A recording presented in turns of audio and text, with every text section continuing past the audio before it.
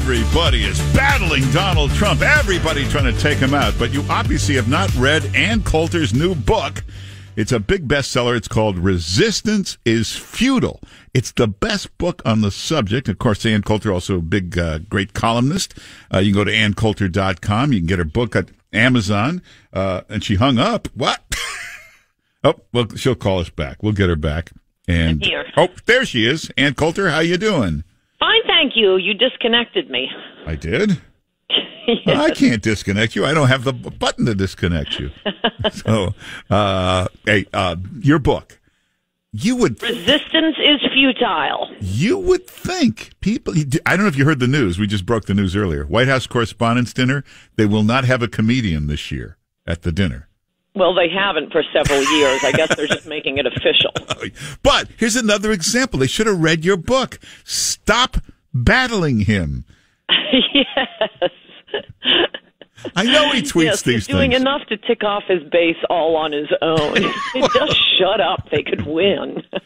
You know, when he tweets these things, like you saw how he spelled Adam Schiff's name yesterday? Yeah, okay. You always cite the good stuff he does. Okay, no, but I'm just saying, they all blew up today. Oh, it's terrible. Doesn't he realize, don't they realize he's trolling them? He's just trying to play with them every day? No, I know. The things that bring me back are the things that will have no consequence on saving our country. Loved his name for Adam Schiff. I can't even remember what his name is now. Now it's a new name is embedded in my head. Somebody's going to slip and say that on TV. And I also just saw it, also withdrawing Jim Acosta's press pass again. So okay, fantastic. Yeah, he's almost bringing me back. And meanwhile, he has Jared, who's studied for many, many years, James Q. Wilson, and what happened with crime in America in the 60s and 70s when we had liberal judges releasing criminals on the theory that if we just showed them respect, that they would reward us with good behavior. Streets ran with blood. Just an astonishing number of murders, rapes, violent crimes rippling throughout society. Reagan comes in, appoints conservative judges. We have all kinds of really strong criminal justice measures. And of course, in many ways, most importantly, was Rudy Giuliani applying the broken windows policy in New York City, and murders dropped from 3,000 per year to a few hundred per year. Jared is completely unaware of all this, and he just got the great idea, just like Judge Bazelon in the 60s. And who was that nut attorney general that Jimmy Carter had? Oh, well, there were a bunch of them. Yeah, you're right. That guy was really bad. Yeah, there's one who was completely insane. His policy, why can't I think if it's on the tip of my tongue? It's going to drive me crazy. Anyway, their policy was exactly Jared's policy. So the law and order president is now not only not going to build a wall, but don't worry, when the criminal aliens get here, they won't serve long in prison either. I mean, all of his policies are exactly the opposite of what he promises. He's rewarding Wall Street, rewarding the Koch brothers.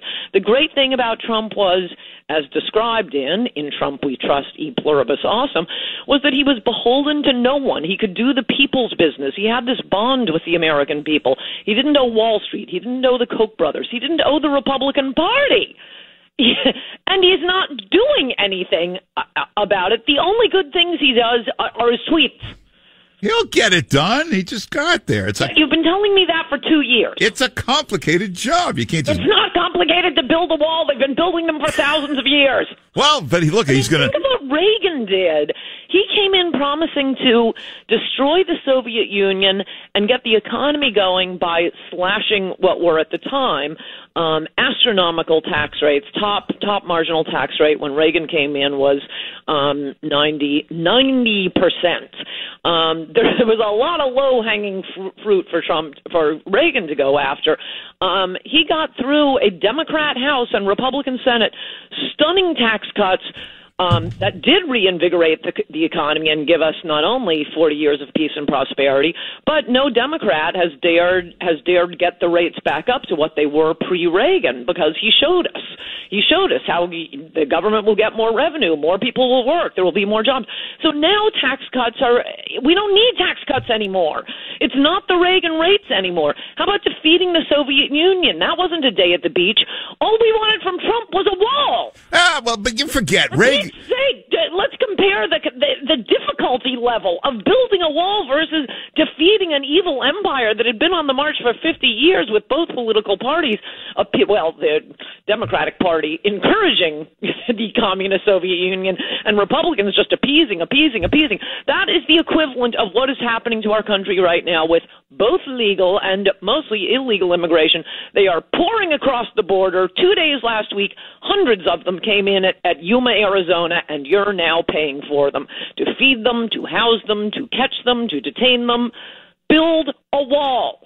You're forgetting Reagan muddled around the first 2 years till he figured it all out. Then he got going. Tax cut in U.S. history. Oh, okay. Aside from that, well, so did Trump. And that's something that had to be done through Congress. Building a wall when you're commander-in-chief, you don't need the Congress. You're really into this wall, aren't you? Yeah, no, and it's going to be fantastic having Jared, who again has studied so deeply, many years at the foot of James Q. Wilson, Thomas Sowell. He understands crime policies very well. Let's release them, and then we can have hip hop artists to the White House. You know, every president had a goofy brother who caused trouble. There was Jimmy Carter. There was Donald Nixon. Jimmy Carter didn't bring Billy with Billy Beer to advise him on crime policy. Well, listen, this is his.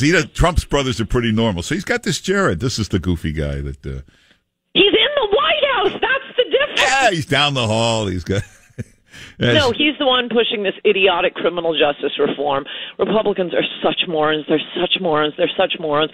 They have, because it is a lot of like the Rand Paul types. That's how we'll save money. We can save. Rick Perry actually said this. He was the former governor of Texas who got 3 votes when he ran for president. That's the conservative solution. Let's save the government money by throwing people out of prison. Yeah, none of these people live in the areas where prisoners released from prison prey on innocent Americans.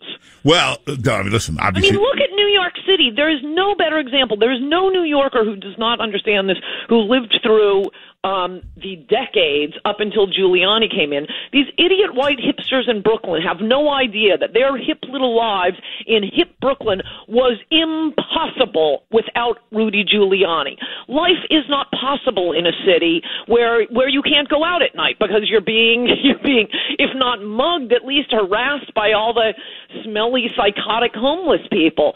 The flourishing in New York, the building, the condos, the public works projects, being able, what's that park, the one behind the New York City Library? Bryant Park. That was the biggest drug dealing market in the nation. It's now this beautiful, lovely park.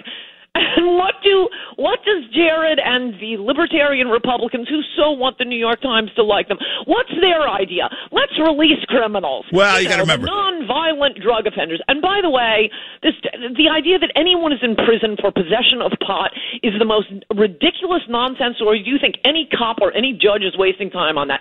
The reason there are really any convictions for possession at all, and it's, like 1%, is because of plea bargaining. More than 90% of prisoners are in prison because of a plea bargain. They've got enough, either they have enough evidence on the guy who was probably, a murderer, a mugger, a rapist. But the beauty part of drugs is they can't be intimidated out of testifying. Yeah. I hate to say it, we're out of time, but I didn't even ask you anything yet. But resistance is futile. You were brilliant as always. Yeah, no, before you all start yelling about what he tweeted, all this, get this. I like the tweets. That's the only thing I like. No, I love them too, but I'm just saying, all you people out there who get the book, Resistance is Futile, read this, and maybe you'll understand how to deal with Donald Trump. It's actually a brilliant book on what they're doing wrong and how they just don't get it. So, and this would be a good Christmas present. You don't know what to get somebody for Christmas. And Coulter's book, Resistance is Futile. And even if they're a Trump hater, it'll help them. Unfortunately, but it'll help them. Yes, it will. Although it won't help them because they'll forget it 2 seconds later and go back to screaming. They can't help themselves. We're safe. But you want a great Christmas present for yourself or somebody else. Ann Coulter's book, Resistance is Futile. It's her best book yet.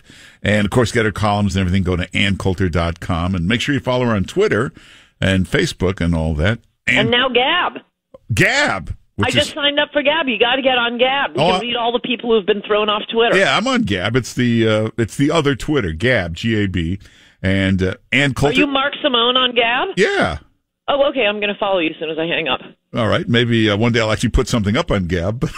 No, we got to use it. What happens if we get thrown off? All right. Yeah. So Gab, what is it? Gab.net? That's a good question. We'll figure it out. If you put in Gab, you'll get it. Well, Ann Coulter. It's very user-friendly, and it's very similar to Twitter, except they don't ban people. Yeah.